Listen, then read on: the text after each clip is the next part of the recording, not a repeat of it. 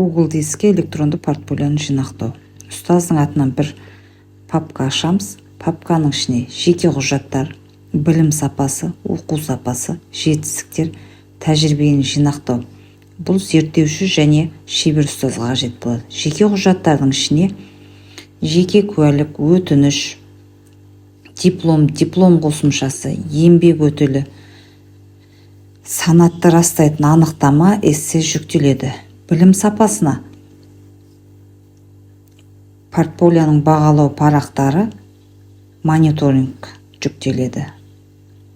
Оқу сапасына 5 қымыжыны бағалау парағы PDF форматында барлығы жүктеледі.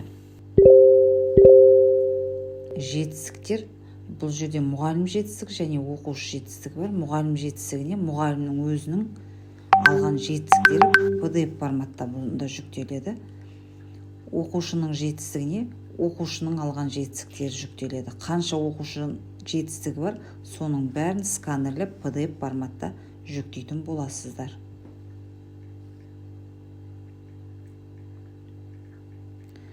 Тәжірибе жинақтауға бұл жерде шебер ұстаз бен зерттеуші ұстазға қажет болады. Авторлық бағдарламалары барлығы жүктелетін болады. Жалпы қысқаша мәлімет осындай. Түсінбесеңіздер комментарийға сұрақтарыңызды қалдырыңыздар.